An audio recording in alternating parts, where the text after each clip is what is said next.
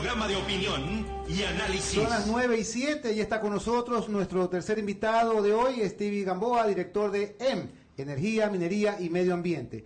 Un dato para entrar en contexto: en el caso de la minería, la inversión hasta el tercer trimestre del 2020 sumó 374,4 millones, mientras que por la construcción ingresaron 174. El proyecto minero Fruta del Norte y la construcción del Metro de Quito, sobre todo para cumplir plazos establecidos, aportaron significativamente a al ingreso de inversiones para el país. Esto para preguntarte: la Ley de Recursos Hídricos contempla reformas que, sin duda, van a restringir la actividad minera en el país. Sus primeras impresiones, señor Gamboa.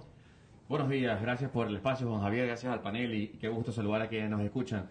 Primero, déjame decirte que la reforma de la Ley de Recursos Hídricos no es una amenaza, es probablemente la mayor amenaza que hemos tenido desde el mandato minero que se emitió durante la Asamblea Constituyente.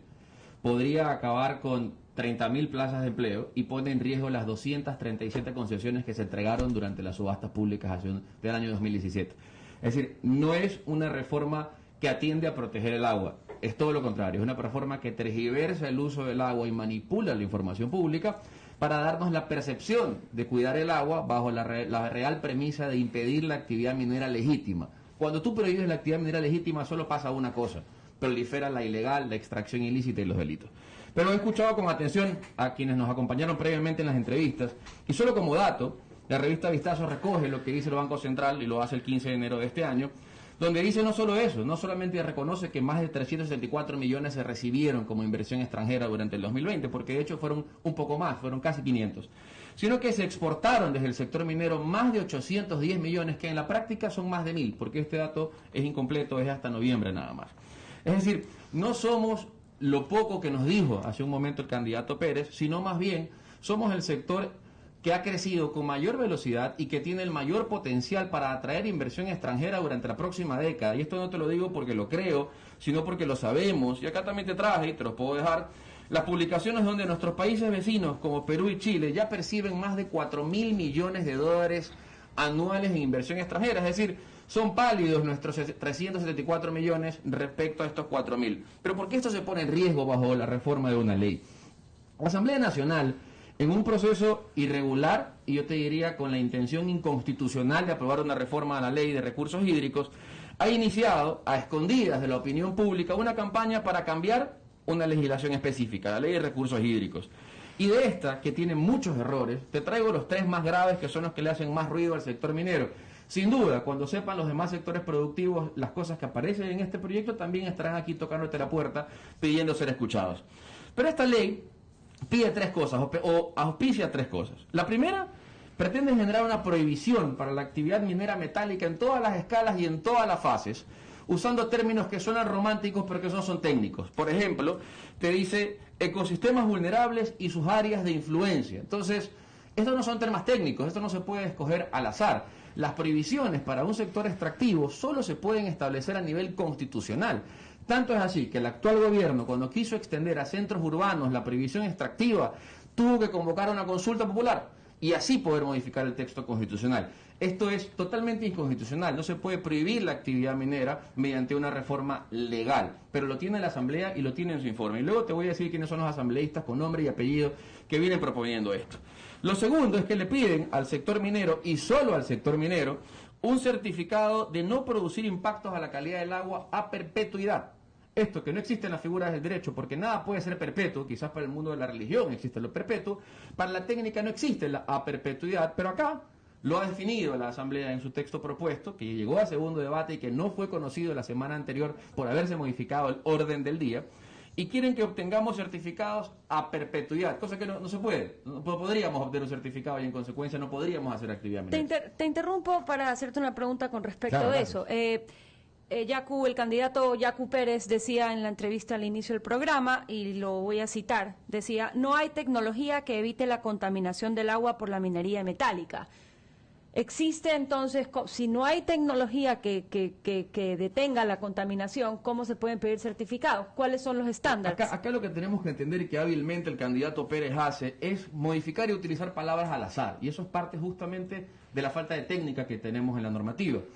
Ella habla de modificar, afectar, contaminar, impactar. Entonces, lo que sí existe en el agua, y lo hacemos todos cuando usamos agua, es afectar el agua. Pero afectar el agua se puede hacer de manera positiva o negativa. Es decir, por ejemplo, los municipios que recaudan el agua que se utiliza para las viviendas como aguas servidas y la tratan previo a descargarla, han afectado el agua. Por supuesto que afectaron el agua, pero la tienen que devolver en igual o mejor calidad de lo que la tomaron. El 90% de la contaminación del agua del Ecuador proviene de los municipios que no tratan el agua para descargar. Y en una gran medida proviene también de las actividades agrícolas y de todos los pesticidas que se requieren. La actividad minera, a diferencia de estas otras, está obligada a utilizar el agua, a reutilizar el agua, a tratarla previo a volverla a descargar. Eso ya está en la ley. Siempre nos sacarán los candidatos a estas escenas terribles de actividades donde se demuestra contaminación, modificación del suelo, personas involucradas en delitos, y etcétera. Pero eso es minería ilegal, eso es minería que está penada, que ya está prohibida. No podemos comparar lo prohibido con lo permitido, y eso es lo que el candidato hábilmente hace en su discurso romántico, pero que siempre está carente de técnica y que utiliza pedacitos de la ley a su antojo. Pero déjame contarte la tercera intención de esta ley. Esta ley pretende llevar a la privatización del agua. Y esto es un dato muy sensible porque es algo por lo que se ha discutido muchísimo y que está expresamente prohibido a nivel constitucional. ¿Y por qué lo quieren privatizar? Porque quieren darle calidad de, y esto de nuevo en el romanticismo, de gestores a ecosistemas de los páramos, a las comunas, comunidades, pueblos y nacionalidades que tradicionalmente han habitado los páramos. Porque esto es un error. Porque no se puede privatizar la administración, la jurisdicción, la toma de decisiones y los permisos del agua a favor de una u otra persona. No importa si hablamos de una empresa extranjera internacional o si hablamos de una comunidad local. Quien lo tiene que hacer por la Constitución es el Estado ecuatoriano. Es el único autorizado para poder hacer la administración del recurso hídrico por ser un recurso estratégico. Entonces, bajo estos parámetros, bajo un permiso permanente, eterno como la perpetuidad, bajo una prohibición de actividad minera discrecional y bajo la creación de gestores de páramos o de gestores de cuidado del agua que no tengan responsabilidad posterior, el sector minero no podría trabajar y no va a poder trabajar. Ahora, está pidiendo los nombres de los asambleístas. Te doy los nombres de los asambleístas. Pues bueno, los nombres de los asambleístas son el señor Pedro Curichumbi, que ha propuesto que los páramos tengan su propio gobierno independiente, esta privatización del agua. El asambleísta Luis Pachala, que además en esa misma iniciativa lo que busca es conseguir que también perciban estos administradores los propios recursos, es decir, que el recurso por el manejo del agua se maneje también de manera independiente. Y lo más grave, la asambleísta Gloria Astudillo, que es quien ha traído este concepto extraño de la perpetuidad y quien promueve la prohibición. Y ahora, déjame, finalmente, porque sé que tenemos limitaciones de tiempo, la Asamblea Nacional tampoco entendió cuando la Comisión discutía estos términos impensables de la perpetuidad y los temas casi que de la divinidad.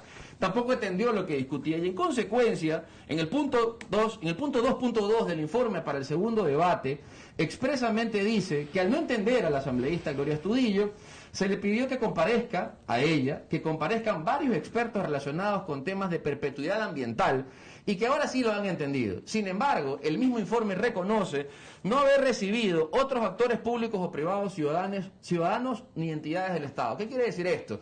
Que para una ley que va a prohibir la actividad minera en el Ecuador no recibieron a un minero, a un ingeniero geólogo, a un ingeniero ambiental, a un solo gremio profesional, a una cámara de minería, a una compañía. No recibieron a nadie del sector que pretenden prohibir. Pero ¿por qué te decía que además de inconstitucional, el procedimiento que han seguido es ilegal? Porque esta misma asamblea, carente de conocimiento, aprobó en noviembre del año anterior la reforma a la ley orgánica de la función legislativa, que le exige que temas como estos sean conocidos en consulta prelegislativa, es decir, las comunas, comunidades, pueblos, nacionalidades que se buscan beneficiar, entre paréntesis o entre comillas, de esta normativa, tienen que ser consultadas mediante consulta prelegislativa, es decir, la misma asamblea que quiso aprobar esto a escondidas hace una semana, ha incumplido para el procedimiento de esto la ley que ellos mismos aprobaron hace 2 meses atrás.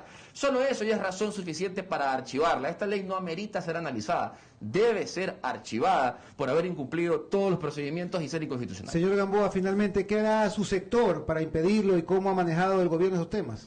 Lamentablemente el gobierno ha tomado decisiones que probablemente vengan de temas presupuestarios, pero que no vienen de la técnica. El gobierno eliminó el Ministerio de Minería como cartera especializada, lo cual ha dejado al ministerio o a la actividad minera al rezago de la actividad eléctrica y de la actividad de hidrocarburos. El ministerio fusionó las agencias de control, uniendo también los 3 sectores en uno solo, lo que limita la capacidad, y el Ministerio no le ha otorgado recursos al Ministerio de Ambiente, que mantiene a la fecha más de 500 licencias ambientales represadas en temas ambientales mineros, porque tiene 2 personas que son las que habilitan y revisan los proyectos de planes de manejo ambiental y licenciamientos ambientales. Es decir, el gobierno ha fracasado en su aporte a la minería, y el sector legislativo, supongo que pagando favores a futuro, como cuando los técnicos, como cuando dicen que las administraciones de fútbol quieren comprar los jugadores del equipo que va a jugar la final, pretenden hacer lo mismo, prohibiendo la minería o la actividad minera con el ánimo probablemente de ganar unos pocos votos, sin pensar que hay 35.000 empleos directos que dependen de esta actividad en el Ecuador. Impresionante.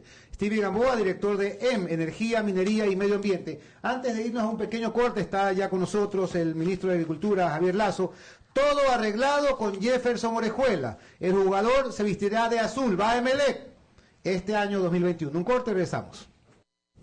Estamos en Punto de Orden, programa de opinión y análisis.